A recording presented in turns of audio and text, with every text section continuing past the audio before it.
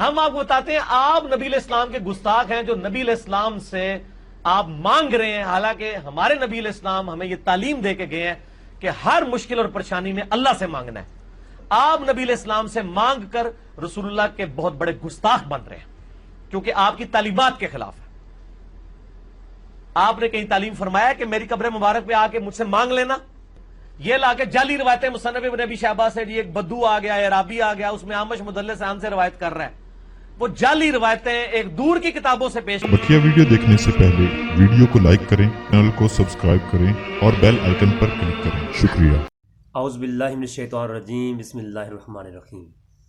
ناظرین، آج وسیلے کی ایپیسوڈ نمبر 2 کے ساتھ میں پھر آپ کی برگاہ میں حاضر ہوں۔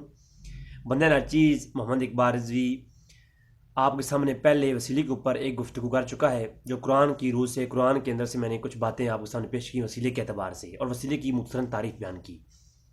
اس طرح جامعہ گفتگو جیسا کہ پچھلے چینل پر ہم نے کی تھی، 20-22 ایپیسوڈ پر مشتمل 20-22 گھنٹوں کی گفتگو وسیلے کے اوپر کی تھی ہم نے، تو وہ تو چلو ضائع ہو گئی ہے۔ اب دوبارہ سے میں مختصراً گفتگو اس پہ کر رہا ہوں، اس چینل کے اوپر، رضوی بھائی آن لائن کے اوپر، ہمارے جو ہے یوٹیوب پر یہ ایک طویل سے سلام شروع کیا ہے، تو وسیلے کے اوپر دوسری ایپیسوڈ آپ کے سامنے قرآن کریم کی ایک آیت کریمہ کے اوپر بات کرتے ہوئے کریں گے، اور آپ کے سامنے جو حق بات ہے علماء اہل سنت کی کتابوں سے وہ دکھائیں گے۔ اور آپ جانتے ہیں کہ میں نے اب جو ہے جو گفتگو کا انداز رکھا ہے وہ یہی رکھا ہوا ہے کہ جو علماء اہل سنت کی بات ہے اور جو قرآن و حدیث اور اجماع امت سے جو چیز ثابت ہو وہ چیز آپ کے سامنے پیش کروں گا، اور جو محدثین کے ہاں جو چیز اصولاً اور فقہاء کے ہاں عقیدتاً پائی جائے وہی آپ کے سامنے پیش کروں گا۔ کسی دیوبندی بریلوی یا کسی مسلک کی طرفداری بالکل بھی نہیں، جو حق بات ہے وہ پیش کروں گا، کیونکہ یہ مسلک پرستی اور کسی مسلک کی طرفداری کرتے ہوئے بعض لوگ اپنا موقف ظاہر کرنے کے لیے بعض حدیثوں کا انکار کر دیتے ہیں، قرآن کی آیات پر ایسا کلام کر جاتے ہیں، تو وہ بھی غلطی کرتے ہیں، اور پھر اگلا جو ہے وہ اپنا ڈیفنس کرتے ہوئے اس طرح کئی طرح کی غلطیاں کر جاتا ہے۔ تو لہٰذا وسیلے کے اوپر بات کرتے ہوئے دوسرے ایپیسوڈ میں آج میں آپ کے سامنے ایک آیت کریمہ پیش کروں گا، جس کی تفسیر پیش کرتے ہوئے بریلوی حضرات بھی کچھ غلوف سے کام لیتے ہیں، اور جو اس کے اگینسٹ حضرات ہیں وسیلے کے منکر، تو وہ بھی اس کے اگینسٹ جو ہے وہ ایک عمل، ان کا بھی لائے عمل ہوتا ہے، ایک رد عمل ہوتا ہے، جو کہ دونوں طرح کی غلوف پر مشتمل ہوتا ہے۔ آج میں آپ کے سامنے اپنی بات کوئی نہیں کروں گا، آپ کے سامنے دلائل رکھ دوں گا تاکہ آپ علم میں آ جائے کہ اس آیت کریمہ کے اوپر جو بات کی جاتی ہے، اور نبی کریم صلی اللہ علیہ وسلم کا وسیلہ لینا، بعض وفات قبروں سے، قبر انور روضہ مبارک سے وسیلہ لینا اور آپ سے مدد مانگنے کے متعلق یہ جو حدیث اور ایک آیت کریمہ کی جو ہے وہ سہارا لیا جاتا ہے، اس کی حقیقت کیا ہے۔ سب سے پہلے یہ بات یاد رکھیں کہ بریلوی حضرات کے اندر ایسی کئی شیعی عقیدے پائے جاتے ہیں جو کہ امام احمد رضا خان بریلویوں کا جو امام اور ترجمان ہے اس نے نہیں لکھے، اور اس نے اس کی تردید بھی کی ہے، یعنی امام احمد رضا خان فاضل بریلوی رحمۃ اللہ تعالیٰ علیہ۔ میں رحمۃ اللہ تعالیٰ علیہ کہتا ہوں اس لیے کہ ان کی تحقیقات کے اوپر جو پیور اصلی بریلوی میں ہوں، جو ان کی تحقیقات کے اوپر پڑھ کے سامنے پیش کی جائیں، ایسی نہیں کہ بعض پیران عظام کی جو ہے آڑ میں، پیر لفظ کے آڑ میں جو ہے وہ شیعت پھیلا رہے ہیں، کوئی رفضیت پھیلا رہے ہیں۔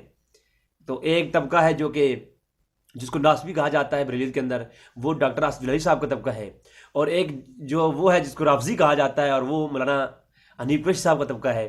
تو اس طرح کی جو آپس میں لڑائی جھگڑا ہوتے رہتے ہیں، تو اگر یہ دونوں ہستیاں خود کو بریلوی بڑے فخر سے کہتے ہیں، ہم بریلوی ہیں جناب، تو ان کو چاہیے کہ وہ احمد رضا خان فاضل بریلوی کو پڑھیں، یا تو کہہ دیں ہم بریلوی ہیں نہیں، اپنے آپ کو بریلویت سے نکال دیں، پھر وہ کوئی بات کرے تو بات ٹھیک ہے۔ ڈاکٹر طلبکاری صاحب نے تو خود کو یہ کہا کہ میں بریلوی نہیں کہتا خود کو، میں تو اہل سنت کہتا ہوں، تو ٹھیک ہے، وہ جو کہتے ہیں وہ احمد رضا خان فاضل بریلوی کی کسی بات کے اگینسٹ بھی جاتے ہیں، تو انہیں ہم نہیں پکڑ سکتے، آپ کو پکڑ سکتے ہیں، کیونکہ آپ نے دعویٰ کر رکھا ہے کہ ہم بریلوی ہیں، آپ نے بریلویوں کی طرف سے دفاع کر رکھے ہیں، تو پھر چاہیے کہ عوام تک اصل بات پہنچائے نا۔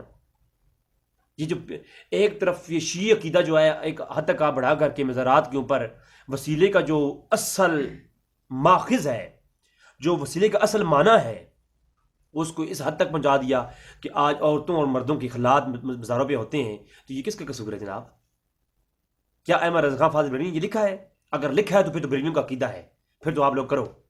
اگر اس کے خلاف حرام کے فتوے دیے ہیں احمد رضا خان فاضل بریلوی نے فتاوی رضوی کے اندر، انشاءاللہ یہ ساری معاملات کے بعد میں ایک پوری تحقیقی روشنی میں ایک میں موضوع تیار کر رہا ہوں کہ کیا احمد رضا خان فاضل بریلوی وہابی ہیں۔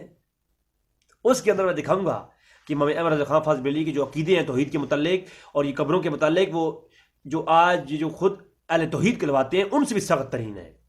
آج کل لوگوں نے آگے سے بدنام کر دیا ہے یہ جو مزارات کی جو کچھ بھی ہو رہا ہے۔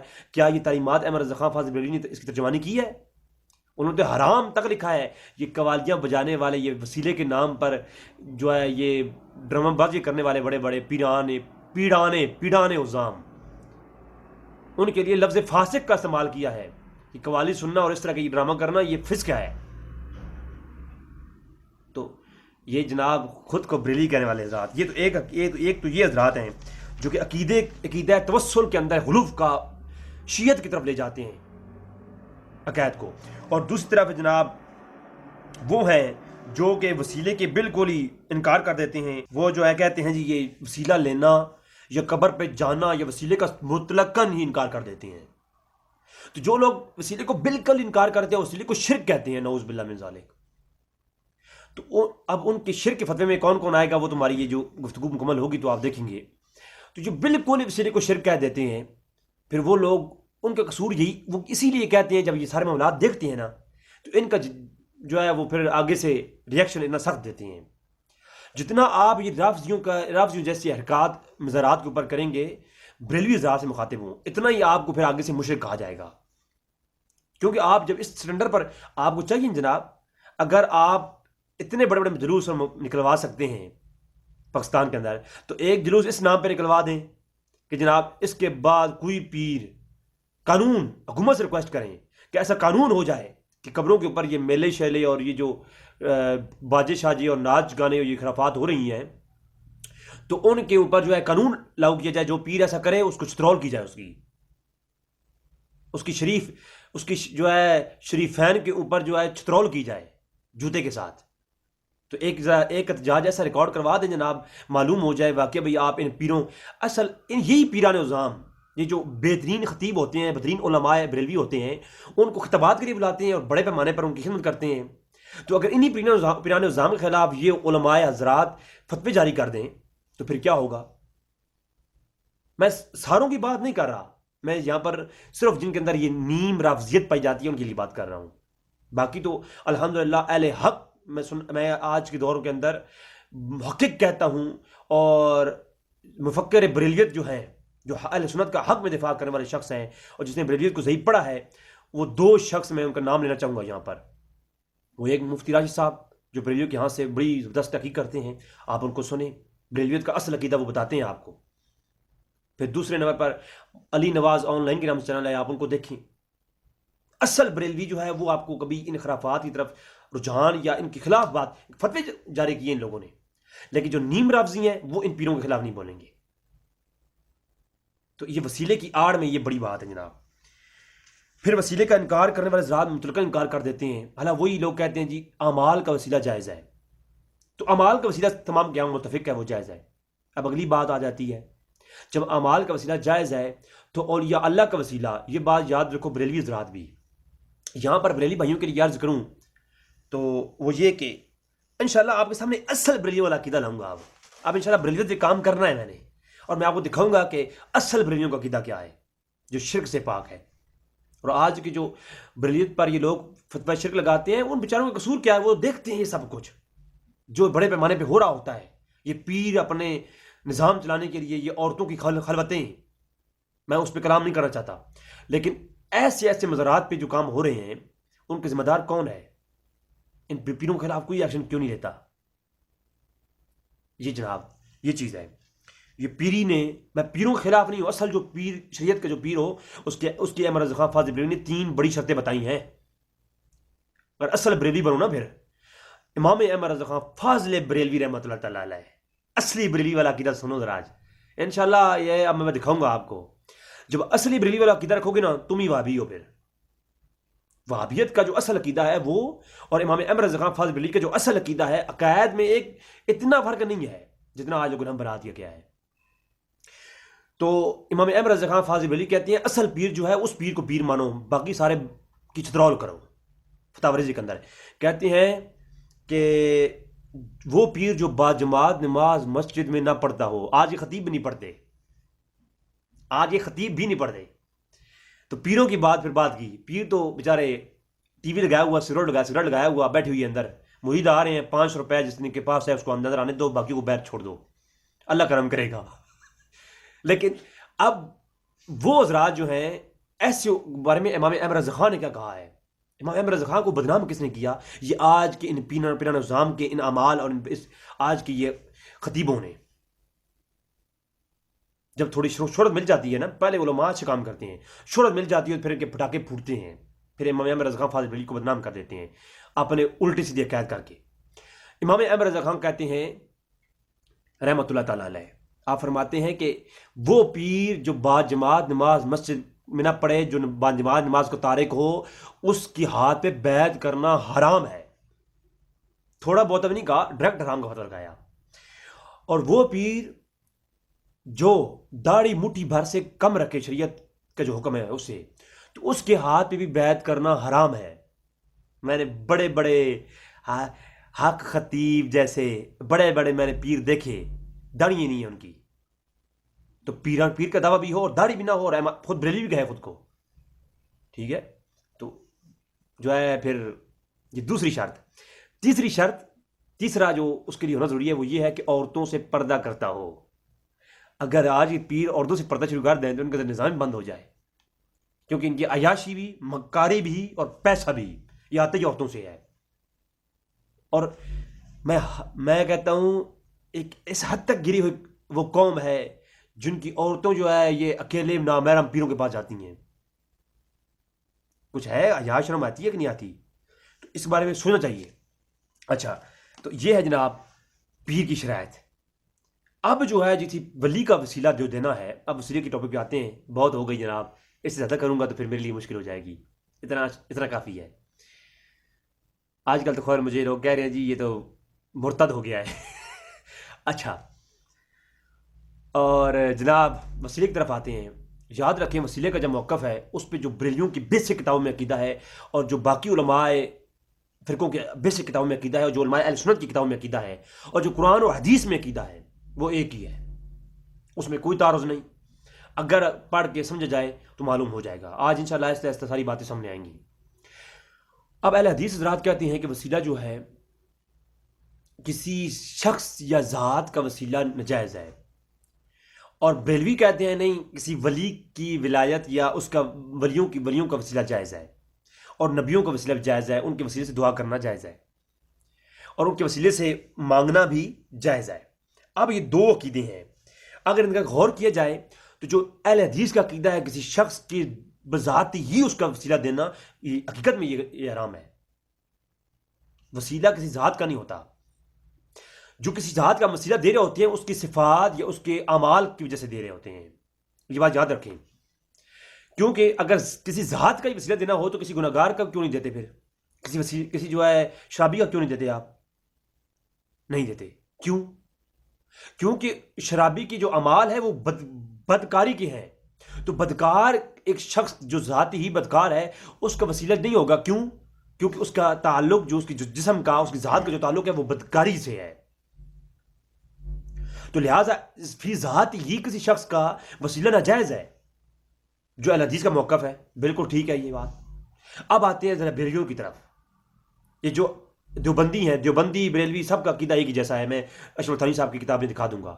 یہ وسیلے کے اوپر دیوبندیوں اور بریلوی دونوں بھائی ہیں، دونوں کا عقیدہ ایک ہے.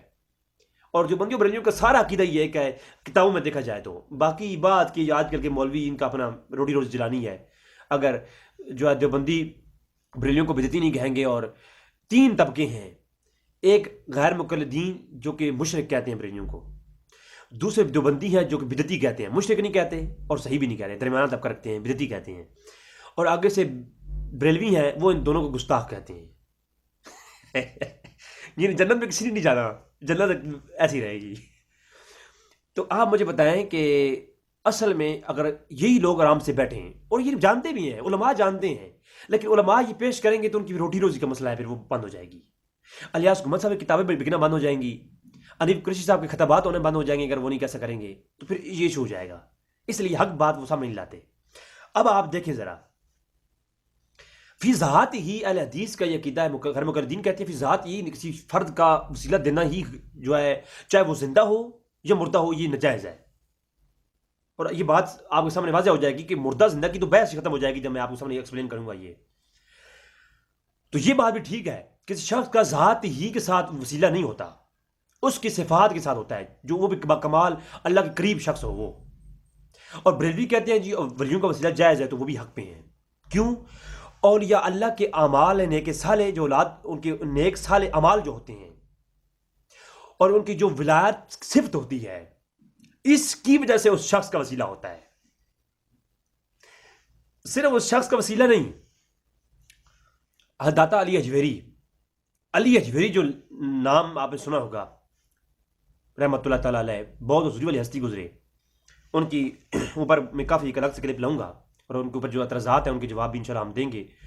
حقیقت میں اہل سنت کے ترجمان تھے وہ بھی. ان کی بہت ساری کتابیں ہیں، لیکن ایک کتاب بچی کشف المحجوب کے نام سے، اس کے اوپر جو اعتراضات ہیں مرزا انجینئر صاحب کے، انشاءاللہ تعالی اس کے اوپر تحقیق گفتگو ہماری ہوگی. تو وہ جو ہے، اب آپ توجہ فرمائیے گا، اب علی اجویری رحمۃ اللہ تعالی علیہ کو ان کا وسیلہ کوئی دے تو کیوں دے رہا ہے وسیلہ؟ علی کے نام سے تو ہزاروں لوگ ابھی جو ہے، محمد علی بھی نام کا مرزا انجینئر موجود ہے، اس کا وسیلہ کیوں نہیں کوئی دیتا؟ کیونکہ ذات ہی وسیلہ نہ علی اجویری کی ذات کا ہے، نہ علی مرزا کی ذات کا ہے. یہ اصل میں جو وسیلہ ہے وہ ان کے اعمال صالح کی وجہ سے اور ان کی صفات کی وجہ سے ہے. اب لوگوں کے ہاں یہ ابہام پایا جاتا ہے، اور وہ یہ وہم کرتے ہیں کہ علی اجویری رحمۃ اللہ تعالی اللہ کے ولی ہیں. اب جو یہ عقیدہ رکھ لے کہ وہ اللہ کے ولی ہیں، ان کے لیے اب واجب ہو گیا کہ وہ ان کا وسیلہ پیش کریں. اب ولایت جو ہے وہ ایک مرتبہ ہے، تو جو شخص مرتبے کے لحاظ سے ولایت پر فائز ہو، اس کا وسیلہ دینا بالکل جائز ہے. تو اہل حدیث کا یہ موقف کہ کسی ذات کا وسیلہ ناجائز ہے، وہ بھی حق پہ، کیونکہ کسی ذات کا وسیلہ نہیں دیا جا سکتا، کسی ذات کے حوالے سے اس کی صفات کا وسیلے کی وجہ سے وسیلہ ہوتا ہے. تو بریلویوں کا عقیدہ کہ اللہ کے ولی کا وسیلہ اور نبیوں کا وسیلہ جائز ہے. تو نبوت، کسی ایک شخص کو جو نبوت کا کمال ملا ہے اور نبوت پہ فیض کیا گیا، اس شخص کی ویلیو جو ہے وہ اس کے کمال نبوت کی وجہ سے ہے. جو اس کو اللہ کے ہاں قرب ملا ہے، اس قرب کی وجہ سے ہے، اور قرب اللہ کو ہم وسیلہ جو ہے پیش کرتے ہیں. تو کسی ولی کی ولایت وسیلہ ہے، اور کسی ولی کے مقام میں جو مرتبہ ولایت ہے وہ وسیلہ ہے، اور کسی نبی کا جو مقام نبوت ہے وہ وسیلہ ہے. نبی کا تو ہر جو ہے ذات کے حوالے سے یا صفات کے حوالے سے وہ ٹوٹل ہی وسیلہ ہے. نبی کی جو ذات ہے وہ سراپا ہی وسیلہ ہے، اور نبی کے بال بھی وسیلہ ہیں. وہ ایک الگ موضوع ہوگا کہ نبی کو فی نفس ہی ہم کیوں جو ہے وہ وسیلہ ان کے دیتے ہیں. وہ اس لیے کہ آگے چل کے انشاءاللہ تبارک و تعالیٰ اس کے اوپر میری گفتگو آ رہی ہے کہ نبی کا فی ذات ہی، نبی قبر مبارک بھی وسیلہ ہے، نبی جس کو قدم رکھے وہ قدم رکھنا بھی وسیلہ ہے. نبی کی جس چیز سے نسبت ہو جائے، وہ مردہ بھی ہو تو وہ وسیلہ ہے. میں نے پچھلی ایپیسوڈ میں بات کر دی کہ یوسف علیہ السلام کی جو قمیض آئی، وہ قمیض مردہ تھی یا زندہ تھی؟ تو اس قمیض کے اندر اس کا وسیلہ کیوں اختیار کیا گیا؟ اگر شفا ہونی ہوتی تو ڈائریکٹ کسی اور کی وہاں سے قمیض اتار کے آنکھوں میں لگاتے، یا اللہ وہی فرماتا کہ اے یعقوب فلاں کی قمیض اٹھا کے آنکھوں میں لگا، میں اس کے اندر شفا ڈال دوں گا، تو وسیلہ وہی بن جاتی. جب اللہ نے وسیلہ ہی بنانا تھا تو کسی عام شخص کی بھی جو ہے وہ قمیض وسیلہ بن جاتی. لیکن وسیلہ بنتی ہے تو جناب نبی سے نسبت رکھنے والی چیز کیوں؟ اس لیے حالانکہ فی نفس ہی قمیض مردہ ہے، تو مردے سے وسیلہ لینا تو ناجائز ہے. میرا کلام آگے آ رہا ہے حدیث کی روشنی میں. تو یہاں پر یہ بات واضح ہو گئی کہ جو ہے کسی شخص کسی چیز کے اندر جو وسیلہ مانا جاتا ہے، کسی مجسم چیز ہو یا روحانی چیز ہو، اس کی جو تعلق ہے وہ کسی مرتبے سے ہوتا ہے. اب قمیض کا تعلق نبی سے تھا اور نبی کا تعلق نبوت سے ہے، تو بھی نفس ہی یہ جو ہے یہ نبوت کا وسیلہ ہے، اور یہ بالکل جائز ہے. اور کوئی شخص فوت ہو جائے، اب نبی دنیا سے پردہ کر گیا، تو نبی کا دنیا سے چلا جانا اگر آپ مکمل وفات بھی مان لیں تو نبی کی نبوت تو قائم ہے. تو نبوت جب قائم ہے، صفت قائم ہے، تو صفت کا تو وسیلہ جائز ہے. پھر صفت تو مرتی نہیں ہے. پھر یہ تو بحث ختم ہو گئی کسی مردہ یا ہونا یا زندہ ہونا، قبر سے وسیلہ لینا یا غیر قبر سے. جب ولی کی ولایت سے آپ اور ولی کے عمل صالح کی وجہ سے اس کی قرب تھا جو اللہ کے ہاں، اس کا وسیلہ دے رہے ہیں، تو جو ہے جناب ایک شخص جو قبر میں چلا گیا وہ ولی تھا، تو اس کا وسیلہ ناجائز کیسے ہو گیا؟ کیونکہ مردہ رہنے سے تو جسم کا تعلق ہے، ولایت مردہ ہوتی نہیں ہے. اس پر تو قرآن و حدیث سے میں قرآن کی ایسی آیات کی ترتیب سے میں آیتیں پیش کر سکتا ہوں کہ جناب ولایت جو مقام اور مرتبہ ہوتا ہے. آپ بخاری پڑھیں، میں ایک اشارہ کر دیتا ہوں. احد کے اندر جب صحابہ کرام شہید ہوئے تو حضور نے فرمایا جس کو سب سے زیادہ قرآن حفظ ہے اس کو سب سے آگے دفن کریں. یا رسول اللہ مرنے کے بعد تو یہ مقامات، علم، یہ ولایت، یہ تقویٰ یہ ختم ہو جاتا ہے نا؟ فرمایا نہیں، جس کو سب سے زیادہ قرآن حفظ ہے اس کو سب سے آگے دفن کریں، پھر اس کے بعد جس کو تھوڑا حفظ ہے پھر اس طرح. یعنی مرنے کے بعد بھی وہ جو مقام علمی ہے اور مقام ولایت ہے اور مقام تقویٰ اور پرہیزگاری ہے وہ برقرار رہتا ہے. اس نے زندگی میں قرآن حفظ کیا تھا، زیادہ قرآن جس کو حفظ ہے سب سے آگے سے دفن کریں. بخاری کی روایت. تو جناب یہ چیز ہے، کتاب الجنائز میں دیکھ سکتے ہیں. میں نے یہ اختصاراً یہ بات پیش کر دی جناب. اب جو ہے بریلوی حضرات ایک آیت پیش کرتے ہیں اور اس کے اوپر جو ہے وہ پیش کرتے ہیں یہ وسیلہ ہے، اور اس کے انکار کرتے ہیں جناب تمام غیر مقلدین، اور بہت سارے اعتراضات اس پہ ہوتے ہیں. دونوں طرح سے گفتگو ہوگی انشاءاللہ تبارک تعالیٰ. آیت کریمہ ہے، اللہ تبارک و تعالیٰ نے ارشاد فرمایا، سورہ نساء کی آیت نمبر 64 ہے. اللہ ارشاد فرماتا ہے وَلَوْ أَنَّهُمْ إِذْ ظَلَمُوا أَنفُسَهُمْ جَاءُوكَ فَاسْتَغْفِرْ لَهُمُ الرَّسُولُ لَوَجَدُوا اللَّهَ تَوَّابًا رَحِيمًا. وَلَوْ أَنَّهُمْ إِذْ ظَلَمُوا جَاءُوكَ، اور جب تمہاری جانوں پہ ظلم کر بیٹھو، جاؤکا برگاہ مصطفیٰ میں آ جاؤ، اور فاستغفر اللہ، اور اللہ سے استغفار کرو. واستغفر اللہ الرسول، اور تمہاری رسول بھی سفارش کر دے، وہ بھی دعا تمہارے لیے کر دے. لوجد اللہ، یہ لام تحقیق کا ہے، اور تم یقینی پا لو گے اللہ کو تواب اور رحیمہ، نہایت توبہ قبول کرنے والا اور رحیم پا لو گے. اب اس آیت کو پیش کرتے ہیں ریلیز رات، اور اسی عنوان سے ایک اور بھی آیت کی قرآن میں موجود ہے، لیکن اس کو ریلیز رات پیش نہیں کر دے. اب ان دونوں کے اندر بھی فرق نظر آ جائے گا. وہ کیا ہے جناب، وہ بھی ذرا آپ کو دکھا دیتا ہوں. سورہ آل عمران ہے اور آیت نمبر 135 ہے. والذین اذا فعلوا فاحشہ، اور ایسے لوگ جو اپنی کوئی فحشہ کام کر بیٹھیں، او ظلموا انفسہم، اور اپنی جانوں پہ ظلم کر بیٹھیں، ذکر اللہ، اور ذکر کریں اللہ کا، اور ذکر کو پناہ لیں. پھر جب اپنی جانوں پہ ظلم کر بیٹھو کیا کرو؟ ذکر کرو اللہ کا. فاستغفروا لذنوبہم، اور اپنے گناہوں کی پھر معافی مانگیں. پہلے کیا کریں؟ پہلے ذکر کریں، اور ذکر کرنے کے بعد پھر اس ذکر کے بعد پھر اپنے گناہوں کی معافی مانگیں. وَمَن یغفر، اور اللہ کے سوا گناہوں کی بخشش کون کرتا ہے؟ الی اللہ، سوائے اللہ کے. وَمَن یغفر الذنوب الی اللہ، سوائے اللہ کے کون ہے جو تمہارے گناہوں کی مغفرت کرے؟ اللہ نے کتنے جلال کے ساتھ فرمایا جب تم اپنی جانوں پہ ظلم کرو اور کوئی فحشہ کام کر بیٹھو تو فوراً اللہ کی طرف متوجہ ہو جاؤ، ذکر اللہ کرو. یعنی جب تم کوئی ایسا کام کر بیٹھو تو سب سے پہلے کیا کرو؟ اللہ کا ذکر کرو، اور یہ اللہ کا ذکر کرنے کے بعد اس کو پھر وسیلہ بناؤ. ڈائریکٹ فوراً گناہ کرتے یہ نہ کہو یا اللہ معاف فرما دے بس گناہ ہو گیا. تعلیم قرآن کیا دے رہا ہے؟ جب آپ گناہ کر بیٹھو، گناہ کرنے کے بعد فوراً پہلے ذکر اللہ کرو، اللہ کا ذکر کرو. جب اللہ کا ذکر تم کرو گے اس کے بعد پھر جو اللہ کا ذکر تم نے کیا ہے اس کو وسیلہ بناؤ. ہائے ہائے ہائے، فاستغفر اللہ. پس یہ جو فا آئی ہے نا، یہ فا اس بات کا فائدہ دیتی ہے کہ جو پیچھے کام کیا ہے نا، اب اس کی بیس پر، اس کی بنیاد پر اگلا کام کرو. اگر تم کھانا کھا چکو پس پھر جو ہے میرے پاس آ جاؤ. یہ میں نے کسی کو حکم دیا، جب تم کھانا کھا چکو پس میرے پاس آ جاؤ. یعنی ایسے نہیں کہ تم کھانا کھائے بغیر آؤ، یہ دونوں طرف کا حکم واجب وجوبی ہے. جب تم ذکر اللہ کر چکو فاستغفروا لذنوبہم، پھر تم اللہ کی طرف استغفار کے لیے آ جاؤ، اپنے گناہ کو توبہ کرو. یعنی گناہ کو توبہ کروانے کے لیے ذکر اللہ کے ذکر کو وسیلہ بناؤ. اور اگلی بات وَمَن یغفر الذنوب الا اللہ، اور اللہ کے سوا کون ہے جو تمہاری استغفار قبول کرے گا. بہت سختی کے ساتھ اللہ نے اپنا جلال کے ساتھ یہ خطاب فرمایا. لیکن یہاں پر جب آپ ذکر اللہ کریں گے، اللہ کا ذکر کرنے کے بعد پورے قرآن میں کہیں ایسا نہیں ملتا کہ جب اللہ سے آپ ڈائریکٹ ذکر اللہ کرنے کے بعد دعا مانگیں تو آپ کو یقینی سی بات ہے کہ آپ کی توبہ قبول ہوگی. یقیناً نہیں. ایسے ہوتا تو ہر شخص جو ہے گناہ کرنے کے بعد مسجد میں جاتا اور نفل پڑھنے کے بعد بہت سارا ذکر کرتا اور دعا کرتا اور وہ اپنے آپ پہ یقین کر لیتا کہ میں بخشا گیا ہوں.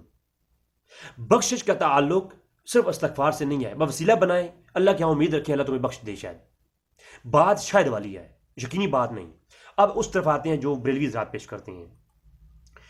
تو جب یہ تم آیت پڑھو سورۃ نساء کی، اس میں آپ دیکھو اور اس میں دیکھو، آیتیں دونوں ایک طرح کی ہیں، لیکن اسی میں اللہ نے تھوڑی وضاحت فرما دی. فرمایا جب تم اپنی جانوں پہ ظلم کر بیٹھو، وَلَوْ أَنَّهُمْ إِذْ ظَلَمُوا، جب اپنی جانوں پہ تم ظلم کر بیٹھو تو کیا کرو؟ آئے ہائے جاؤ کا میں نبی کے پاس آؤ اور فاستغفروا اللہ، اللہ سے تب استغفار کرو. اب معلوم ہوا کہ یاد رکھو پہلی والی آیت یہ بتا رہی ہے کہ گناہ کے بعد استغفار کرنے کے لیے پہلے ذکر کرنا ہے. ذکر کرنے کے ساتھ ساتھ اب اس آیت کو ساتھ ملاؤ تو دونوں کو ملا کر کے مفہوم یہ بنتا ہے حضور کی برگاہ میں آؤ، اللہ کا ذکر بھی کرو. اس کے بعد اب یہ نہیں کہ صرف اللہ کے رسول کو جو لوگ وسیلہ مانتے ہیں، آج اللہ کے نبی کو وسیلہ تو مان لیا، نماز ایک نہ پڑھی، اللہ کے رسول کو وسیلہ مان لیا، عمل صالح ایک نہ کیا اور کہا جناب ہم تو بخشائے ہیں. اللہ کے رسول صلی اللہ علیہ وسلم اس کی ہرگز سفارش نہیں کریں گے جو شخص عمال جو ہے وہ ایسی کرتا ہے اور ذکر اللہ نہیں کرتا اور فیض کی طرف نہیں جاتا، فیض کا تارک ہے اور آ کر کے جو ہے کہتا ہے جی حضور میں اس میرے لیے وسیلہ ہے. بے شک اس کا یہ عمل ٹھیک ہے جو حضور کو وسیلہ بناتا ہے، لیکن اس سے پہلے کہ جو حکم ہے قرآن میں وہ بھی دیکھیں نا. پہلے ذکر اللہ کرو اور ذکر اللہ کے ساتھ ساتھ پھر حضور کی برگاہ میں آؤ. لیکن ذکر اللہ تمہارے لیے گارنٹی نہیں ہے کہ تمہیں بخش دیا جائے گا. ذکر اللہ کرو، امید رکھو اللہ سے اور اللہ حضور کی برگاہ میں آ جاؤ. جب حضور کی برگاہ میں آ جاؤ پھر اللہ سے استغفار کرو اور پھر حضور سے گزارش کرو یا رسول اللہ آپ بھی ہمارے لیے سفارش فرما دیں. تو میں پہلے عرض کر چکا یہ صرف حضور کی حیات کی بات نہیں، کیونکہ حضور سے جو سفارش کی جا رہی ہے، حضور کی نبوت تو آج بھی قائم ہے. تو حضور کی نبوت کو آج وسیلہ بنا کر کے حضور کی نبوت سے اور حضور کی جو ہے ذات سے تو جو ہے وہ آج بھی جائز ہے، کیونکہ حضور کی نبوت آج بھی ہے اور حضور کی ذات کا وسیلہ تو وہ آگے چلے گفتگو آ رہی ہے کہ حضور کے تو بال کا وسیلہ دینا بھی جائز ہے، حضور کلام کا وسیلہ دینا بھی جائز ہے، حضور کے اٹھنے بیٹھنے کا وسیلہ دینا بھی جائز ہے، حضور کی وفات کے بعد بھی. کیونکہ حضور کا ہر گوشہ، حضور کا ہر عمل، حضور سراپا ہی وسیلہ ہیں امت کے لیے. وہ ایک آگے گفتگو ہماری آئے گی. تو نبی کریم صلی اللہ علیہ وسلم کا وسیلہ دینا بالکل بطریق اولیٰ جائز ہے. پھر حضور تمہارے لیے استغفار فرما دیں، پھر کیا ہے اللہ وجد اللہ، ہائے ہائے پکی بات، لام تحقیقیں لگا کر کے بند کر دیے، کلوز کر دیا ٹاپک کہ ہاں حضور کے برگاہ میں آؤ، حضور تمہارے لیے استغفار کر دیں، خدا کی قسم اللہ تمہیں مل جائے گا. لاوجد اللہ، تحقیق تمہیں اللہ کو پالو گے، گارنٹی والی بات ہے. اور پورے قرآن میں اپنی استغفار پہ کسی شخص کو بخشنے کے اوپر اللہ نے اتنی بڑی گارنٹی نہیں عطا فرمائی. بس تم گناہ کرو استغفار کرو، اللہ چاہے تمہیں بخش دے. لیکن جب نبی کے برگاہ میں آ کے تم استغفار کرو گے، خدا کی قسم تمہیں بخش دیا جائے گا. لوجد اللہ، تحقیق تم پالو گے اللہ کو. اور امام مظہری کہتے ہیں تفسیر، امام قاضی ثناء اللہ پانی پتی کہتے ہیں تفسیر مظہری کے اندر کہ تواب اور رحیمہ سے پہلے لوجد اللہ اس پہ وقف کرو. تواب اور رحیمہ اس کا سوال جواب ہے، یعنی اللہ تو کو پالو گے. یہ سوال ہے کس حال میں؟ تو تواب اور رحیمہ ہے توبہ قبول کرنے والا. اب اس کو آتے ہیں جناب سب سے پہلے حافظ ابن کثیر دمشقی، جو کہ غیر مقلدین کے ہاں بہت بڑے امام ابن تیمیہ اور ابن قیم کے شاگرد ہیں. وہ اس آیت کے تحت کیا لکھتے ہیں جناب؟ وہ کہتے ہیں ایک عربی آیا، ایک شخص آیا، ابھی حضور کو دفنائے ہوئے کچھ وقت ہوا تھا، یا بعض روایت میں ہے کچھ چند دن ہوئے تھے، آپ کی قبر مبارک ابھی کچی تھی.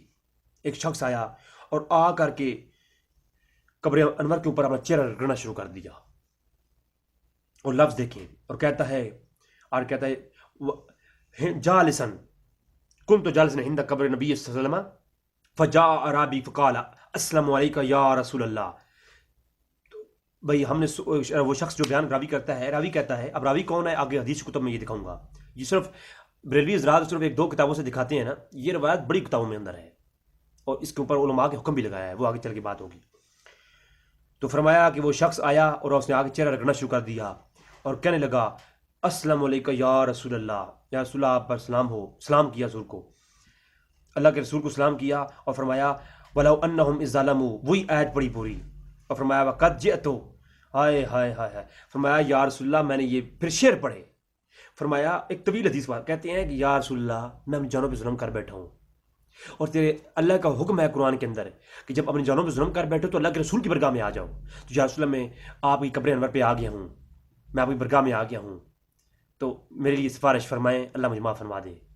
تو ابھی وہ شخص وہیں پر تھا، کوئی ایک شخص وہاں سو رہا تھا، وہ جاگ کر اٹھ رہا اور کہنے لگا کہ اے ابھی اللہ کے رسول میرے خواب میں آئی ہیں اور تیری بخشش کر دی گئی ہے. حافظ ابن کثیر تفسیر ابن کثیر کے اندر اسی آیات سورہ نساء کی آیت نمبر 64 کے نیچے یہ جو ہے نا تفسیر میں یہ روایت لکھتے ہیں. پھر اس کے اوپر کافی طویل گفتگو بھی کرتے ہیں حافظ ابن کثیر مکمل ساتھ جناب. تو اسی کو جامع الاحکام امام قرطبی رحمۃ اللہ تعالی علیہ آپ بھی اسی روایت کو لائے ہیں اور اس کے اوپر طویل جو ہے وہ بحث کی ہے. کہتے ہیں یہ وہ ایک راوی آیا، ٹھیک ہے، اور پوری روایت پیش کرتے ہیں. ان ابو صادق ان علی قال قادم علینا عرابی بعد ما دفن رسول صلی اللہ علیہ وسلم بثلاثۃ الایام، 3 دنوں کے بعد ایک شخص آیا. تو کہتے ہیں جی وہ قبر رسول پر آیا اور آ کر کے جناب اس نے جو ہے حضور سے کہا یا رسول اللہ ہے، یا رسول اللہ ہے. فاسمعنا قولک، میں نے سنا ہے یا رسول اللہ کہ اللہ کلام میں ہے کہ بلو انہم اذ ظلموا انفسکم جاؤک. ہائے ہائے. تو اس شخص نے جو ہے پھر اسی آیت کے تحت جو ہے وہ یعنی استغفار کیا اور اس کے بارے میں پھر ایک شخص کو خبر آئی کہ اسے بخش دیا گیا ہے. بات سمجھ آ رہی ہے؟ تو یہ جناب دوسرا حوالہ. تو اس روایت کو لکھنے کے بعد امام قرطبی نیچے جو ہے حاشیے میں آپ دیکھیے گا کہ تخریج کیا کی گئی ہے کہ صالح ابو صادق جو ہے ان سے یہ روایت ہے کوفی سے، اور وہ کہتے ہیں اسمہ مسلم بن یزید وکیلا عبداللہ ابن ناقص صدوق اور حدثنا علی، مرسل روایت ہے یہ. اور یاد رکھیں کہ میں نے ایک پورا لیکچر گھنٹے کا ریکارڈ کروایا ہے کہ مرسل صحابہ میں جو روایت مرسل ہوتی ہے وہ صحیح سند اس پر حجت ہوتی ہے تمام فقہا کے ہاں، اس کا انکار پوری امت میں کسی نے نہیں کیا. تو یہ مرسل روایت ہے. اور میں نے یہ بھی کہا تھا کہ اگر یہ ضعیف روایت بھی ہوتی، شدید ضعیف بھی ہوتی، تو باب و تفسیر میں ضعیف روایت بھی قابل قبول ہوتی ہے. حالانکہ یہ روایت کے اوپر آگے علماء کی جرح آ رہی ہیں، بلکہ اس کو ابن عبد البر نے بہجۃ المجالس کے اندر نقل کیا، امام نووی نے مجموع کے اندر نقل کیا، حافظ ابن کثیر تفسیر ابن کثیر کے اندر. یہ اسی قرطبی کے نیچے آپ جائیں حاشیے میں سب لکھا ہوا ہے. اور یہ پوری تخریج کرنے کے بعد کہتے ہیں کہ وقال شیخ عبد الرحمن سعدی فی تفسیری ہی، کہ انہوں نے اس کو حجت کے طور پر عبد الرحمن میں سعدی نے پیش کیا ہے. تو یہ قرطبی ہے جناب. اس سے آگے چلتے ہیں. یہاں تک تو آپ بریلیوں سے سنتے ہیں، اب آج تھوڑی آگے بات ہوگی.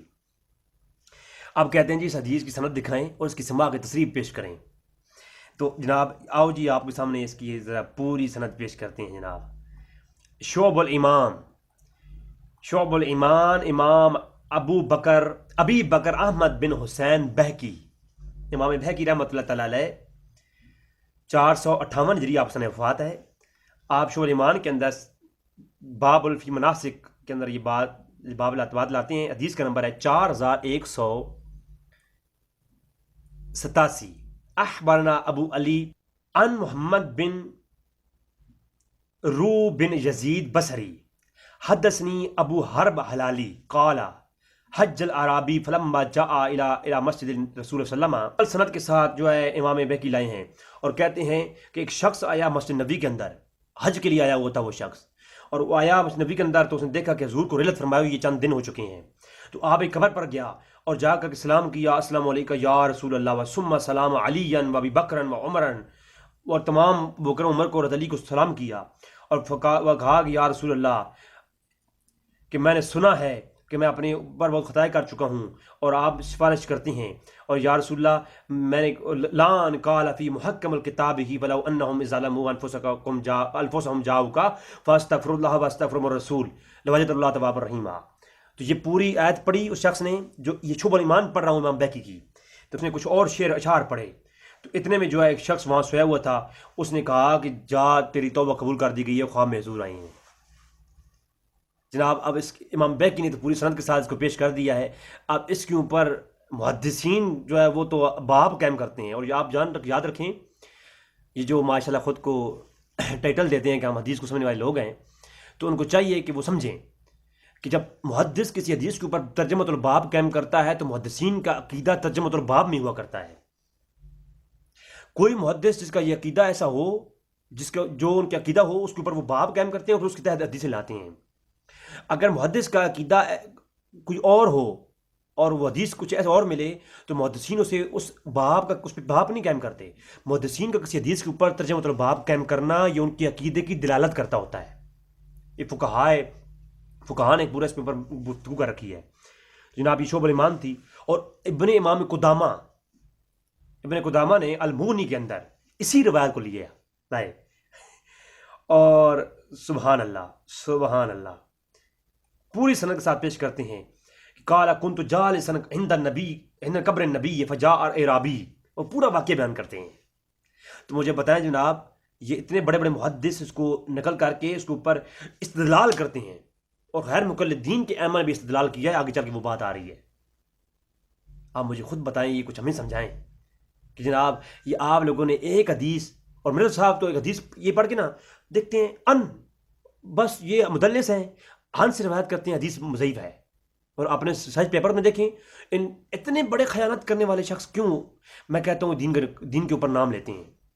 کہ آپ دیکھیں کہ میرے صاحب اپنے کلپس میں یہ کہتے ہیں سے روایت ہے، حدیث کے اندر فلاں راوی مدلس ہے، حدیث ضعیف ہے تدلیس کی وجہ سے، اور اپنی سرچ پیپر کے اندر بے شمار مدلسین سے روایت انہوں نے کر رکھی ہیں، تدلیس والی روایت رکھی ہیں، اور وہ صحیح بھی کہا ہوا ہے، البانی نے صحیح کہا ہوا ہے۔ تو یہ کیا ڈرامہ ہے؟ آگے جعلی روایتیں مصنف ابن ابی شیبہ سے، ایک بدو آ گیا، عرابی آ گیا، اس میں آمش مدلس عن سے روایت کر رہا ہے۔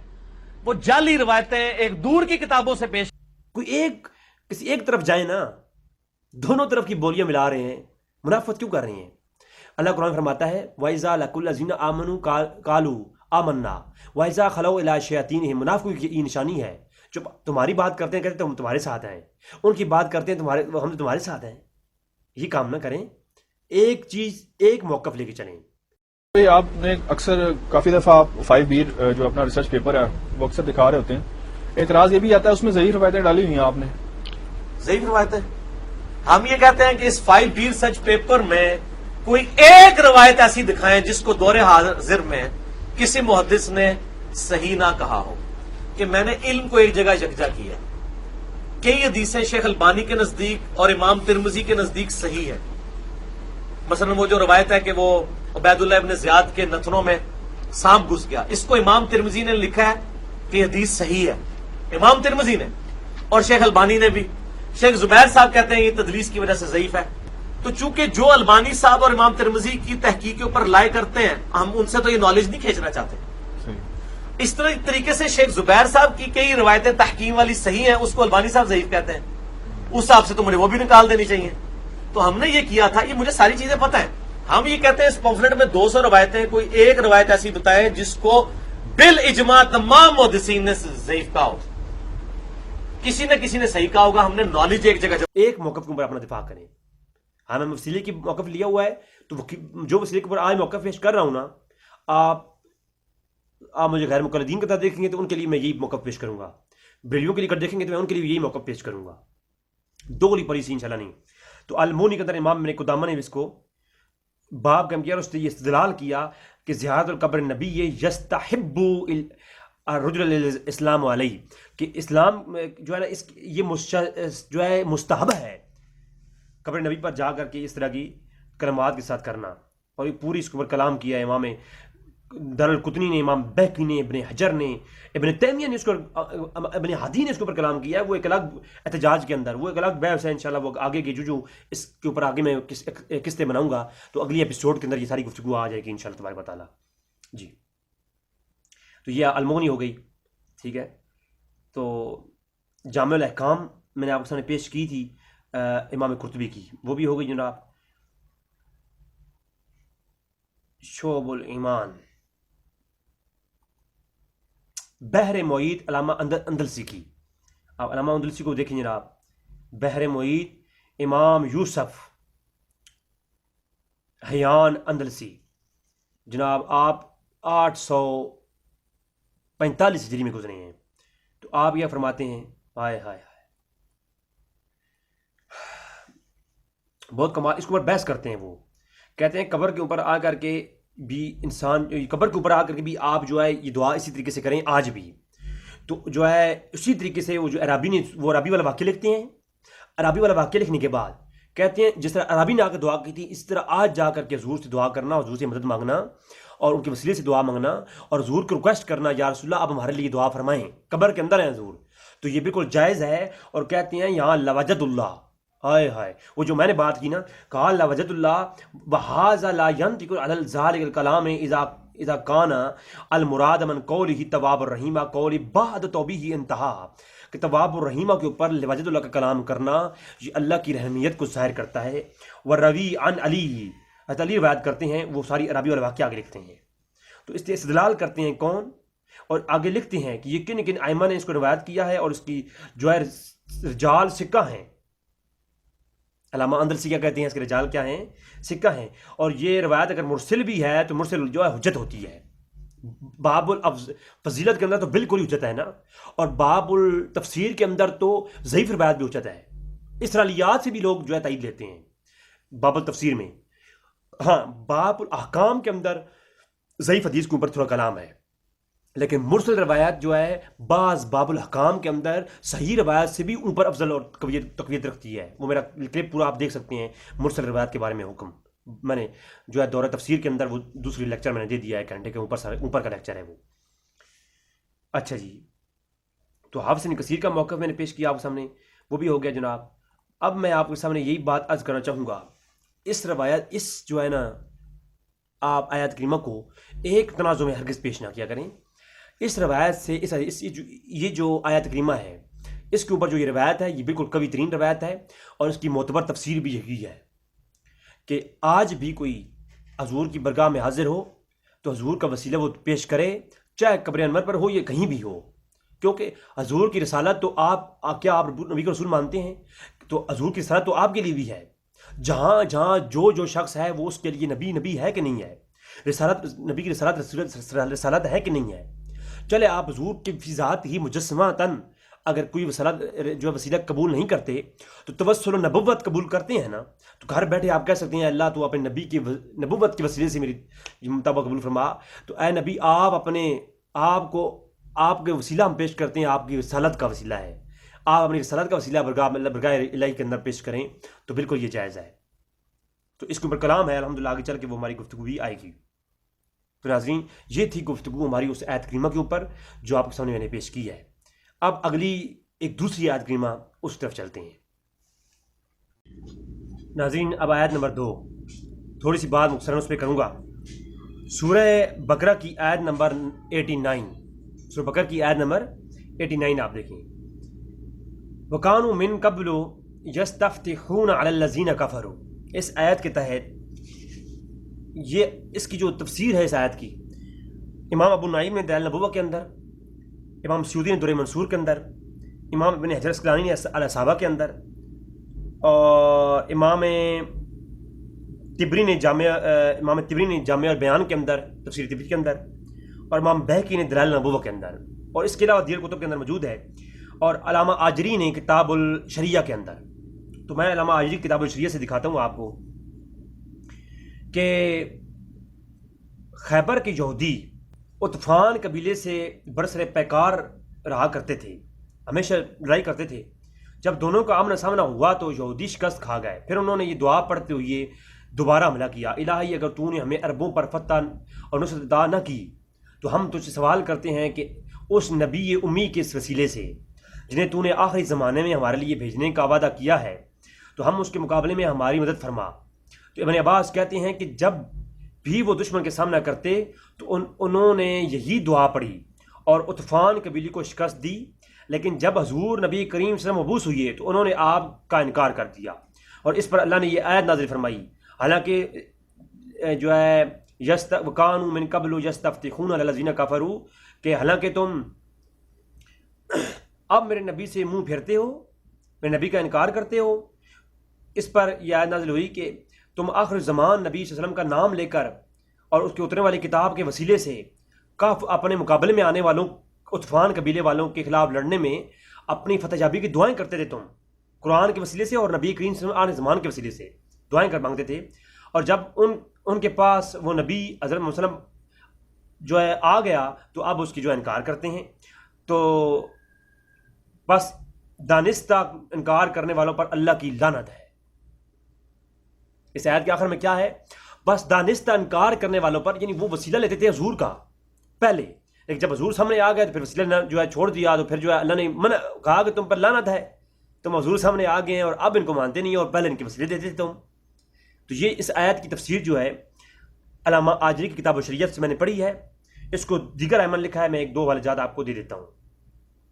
امام سلمان ابن احمد طبرانی نے المعجم الاوسط کے اندر بھی اس کو لکھا ہے، امام قرطبی نے تفسیر القرآن العظیم کے اندر بھی، تفسیر قرطبی کے اندر بھی جامع الاحکام، اور علامہ حافظ ابن کثیر نے تفسیر ابن کثیر کے اندر بھی، اور اس کے علاوہ جناب اچھا صحیح بخاری شریف اور امام طبرانی کی المعجم الکبیر کی کتاب التفسیر، اور المستدرک علی الصحیحین دیکھیں آپ حیران ہو جائیں گے۔ المستدرک علی الصحیحین کتاب التفسیر حدیث کا نمبر 3101۔ اب دیکھیں جناب اسی آیات کی تفسیر امام حاکم المستدرک کے اندر، امام ابو عبداللہ بن عبداللہ حاکم نشاپوری جن کا وفات 405 ہجری ہے، آپ اپنی المستدرک کے اندر بشرط شیخین روایت لاتے ہیں امام بخاری اور مسلم کی شرائط پر۔ حدیث کا نمبر ہے 3101۔ حدثنا اخبرنی شیخ ابو بکر بن اسحاق ابا محمد بن ایوب سنا یوسف بن موسیٰ، اور پورا واقعہ جو میں نے کتاب شریعت سے پڑھا ہے نا، تو علامہ آجری کی وہ پورا واقعہ یہاں پر حدیث کے اندر موجود ہے، صحیح سند کے ساتھ موجود ہے، کہ وہ اسی آیت کی تفسیر ہے، وَكَانُوا يَسْتَفْتِحُونَ الَّذِينَ كَفَرُوا۔ اس آیت کی تفسیر کون بیان کر رہے ہیں؟ عبداللہ بن عباس بیان کر رہے ہیں صحیح سند کے ساتھ المستدرک علی الصحیحین کے اندر، کہ حضور کی آنے سے پہلے بھی کافر حضور کے وسیلے سے دعائیں مانگتے تھے۔ جب حضور کا ظاہری دنیا میں وجود نہ تھا، اگر اس وقت حضور کا وسیلہ جائز ہے، تو جب حضور دنیا سے ظاہری پردہ فرما جائیں تو بعد میں ناجائز کیسے ہو گیا؟ یہ حکم جو اگر دنیا میں حضور نہ ہوں تو یہ عمل شرک ہے، تو یہ عمل پہلے بھی ہوتا رہا، اور اس کی تائید جو ہے صحابہ کرام نے کی، اور صحابہ کرام نے اس کو روایت کیا، اور محدثین نے استدلال کیا۔ تو پھر آپ مجھے خود بتائیں جناب۔ اور اس حدیث کو حسن غریب بعض نے کہا، بعض حسن صحیح کہا، آپ خود دیکھیں۔ تو جناب یہ ہے جناب، میں نے آپ کے سامنے کتاب التفسیر امام حاکم کی المستدرک پیش کر دی۔ تفسیر در منصور سورہ بقرہ کی یہ تفسیر کھولیے تو فرمایا وہ یہی دعا کرتے تھے کہ یہود کہ اے اللہ تیرا آخری زمان میں جو نبی آنے والا ہے اس کے وسیلے سے ہمیں ان کافروں کے اوپر جو ہے وہ فتح نصیب فرما۔ امام سیوطی نے تفسیر در منصور کے اندر بھی اس کو یہی لکھا، اور ساتھ میں لکھا کہ اس کو کس کس نے روایت کیا، ایک پوری مدلدل۔ اور امام سیوطی کہتے ہیں اخرجا، میں نے اس کو لیا ہے ابو نعیم کی فی دلائل النبوہ من طریق عطا کے طریق سے، ودہا کا ان ابن عباس، وہ ابن عباس سے روایت کرتے ہیں کالا، مکمل سند کے ساتھ وہ کہتے ہیں کہ پیش کیا ہے۔ اور ابن اسحاق نے بھی اس کو روایت کیا ہے، امام ابو نعیم نے، امام بہقی نے، پوری امام سیوطی نے اس کے اوپر تحقیق کی ہے، پھر وہ پیش کیا ہے۔ پہلے سے لوگ دیتے تھے، حضور کا وسیلہ اگر پہلے دینا جائز ہے تو اس آیت سے معلوم ہوا کہ جیسے کافر پہلے دیتے تھے وسیلہ اور صحابہ کرام نے اس کی تائید کی، تو بعد میں آنے والے بھی جو ہے نا حضور کے پردہ فرمانے کے بعد وسیلہ دینا بھی بالکل مباح ہے، اس میں کوئی قباحت نہیں ہے۔ بلکہ اس کے اوپر میں تھوڑی سی آپ کے سامنے پیش کر دیتا ہوں ائمہ کی اقوال بھی۔ المدخل کتاب کا نام ابن حجاج کی، وہ کتاب کے اوپر باب قائم کرتے ہیں فی زیارت الاولیاء والصالحین، اس کے اندر کہتے ہیں کہ یاد رکھیں پردہ فرمانے کے بعد قبر نبی ہو، انبیاء قبر ہوں یا قبور صالحین اولیاء ہوں، ان سے مدد مانگنا اور ان کا وسیلہ دینا بالکل ان کی نبوت سے اور ان کی ولایت سے یاد رکھیں ان کے مقام نبوت اور رسالت جو ہے ولایت سے مانگنا جائز ہے، ان کی مدد مانگنا جائز ہے، اور ان کا وسیلہ دینا جائز ہے۔ اس کے اوپر علامہ ابن حجاج مدخل کے اندر ہی کلام کرتے ہیں۔ تو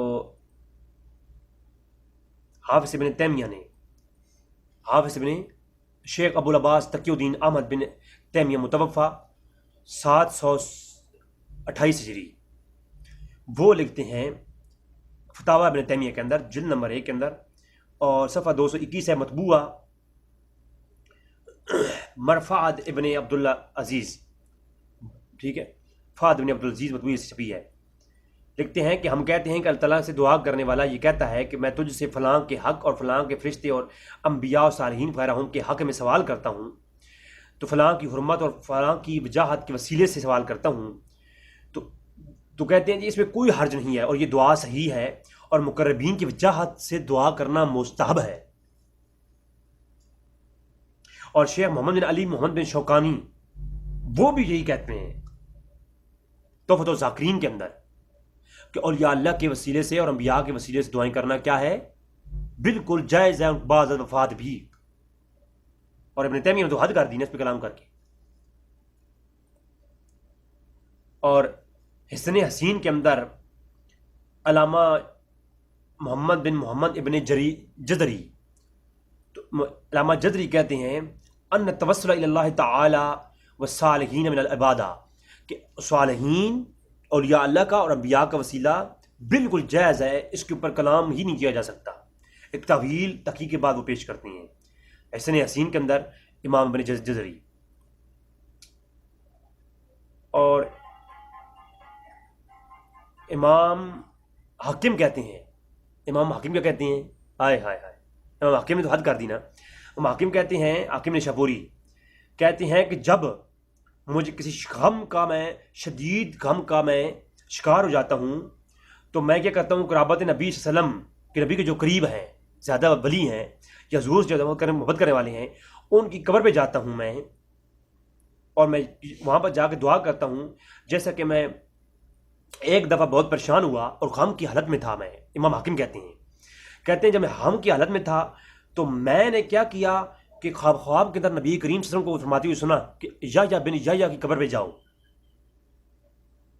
اور پھر میں یا بن یا قبر پہ گیا اور وہاں جا کے ان کے وسیلے سے استغفار کیا اور جو حاجت طلب کی، تو اللہ مجھے یا بن یا کی قبر کے وسیلے سے میری حاجات کو پورا کرتا ہے۔ یہ حافظ ابن حجر کی ترہیب و ترہیب ہے میرے پاس، اور میں آپ کو مسکین لگا دوں گا، یا بن یا کا چیپٹر ہے۔ یہ تو بہت بڑے بھائی، بہت بڑے مشرک تھے یہ تو لوگ۔ آج کے جو لوگ ہیں یہی اہل ایمان ہیں، پرانے تو سارے مشرک ہیں۔ امام حاکم شرک کرتے ہیں، جا کے قبر یا سے وسیلہ اختیار کرتے ہیں اور کہتے ہیں میری حاجتیں پوری ہوتی ہیں یا بن یا قبر پر۔ تو اس کا مطلب ہے محدث حافظ امام ابو عبداللہ بن عبداللہ حاکم نشاپوری 405 ہجری سے وفات ہے آپ کا، اور آپ محدث ہیں اور آپ کو حاکم کا لقب دیا گیا، اور حاکم اسے کہتے ہیں جسے 6 لاکھ سے زیادہ حدیث سندر مندر حفظ ہوں، اور پوری امت کے اندر ایک ہی حاکم ہے، وہ امام حاکم ہے۔ 6 لاکھ سے زیادہ حدیث حفظ کرنے والا امام حاکم ایک ہی ہے پوری امت میں۔ تو یہ مشرک ہیں جناب، لگاؤ فتوے کہ یہ شرک کرتے تھے، مشرک ہیں۔ ہاں بھائی، 2 ہی صورتیں ہیں، یا تو بریلوی مشرک ہیں اور بریلویوں کے ساتھ یہ بھی مشرک ہیں، یہ احمد جنی میں پیش کی ہیں، اور 2 یا تو پھر آج کے صرف غیر مقلدین مسلمان ہیں، باقی سارے مشرک ہیں، یا پھر آج کے لوگوں کو غلط فہمی ہو گئی ہے جی۔ تو پھر امام سبکی شافعی رحمۃ اللہ علیہ شفاء السقام کے اندر کہتے ہیں، پوری تحقیق کرنے کے بعد کہتے ہیں وَكَذَلِكَ بِجَوَازِ مِثْلُ هَذَا تَوَسُّلُ بِسَائِرِ الصَّالِحِينَ، یاد رکھو بہت ساری روایات وسیلہ کے اوپر بات کرنے کے بعد شفاء السقام کے اندر امام سبکی شافعی کہتے ہیں کہ خدا کی قسم اب میں ان تحقیقات کے بعد اس نتیجے پہ پہنچا ہوں کہ جو ہے صالحین کی قبروں سے اور صالحین سے وسیلہ حاصل کرنا بالکل جائز ہے، اس کا جواز موجود ہے، جواز علی مثل ھذا التوسل، اس کا جواز ہے۔ ہاں، یا تو پھر اتنی تحقیق کے بعد انہوں نے جو تحقیق نکالی ہے، یہ بریلویوں کو کیا قصور ہے؟ صرف بریلویوں نے اس کو جو رنگ ڈھنگ قبروں پر دے دیا ہے، یہ غلط ہے، اس کا بریلوی بائیکاٹ کریں، امام احمد رضا خان فاضل بریلوی نے جو عقیدہ توسل بیان کیا ہے وہ ان ائمہ کی طرح کیا ہے. یا تو احمد رضا خان فاضل بریلوی مشرک ہیں اور ان کے ساتھ یہ بھی مشرک ہیں اگر یہ عقیدہ غلط ہے. تو اگر عقیدہ ٹھیک ہے اور اس کے اوپر بریلویوں نے جو آج کل مزارات کے اوپر ڈرامے کر رکھے ہیں وہ غلط ہے، تو پھر اس کا مطلب ہے یہ بریلویوں کا عقیدہ نہیں ہے. جو بریلویوں کا عقیدہ ہے وہ اصلاف اہل سنت کا عقیدہ ہے، اس میں کوئی تعارض نہیں ہے. تو آج کل کوئی غلو کرتا ہے اس عقیدے میں تو غلطی اس کی ہے.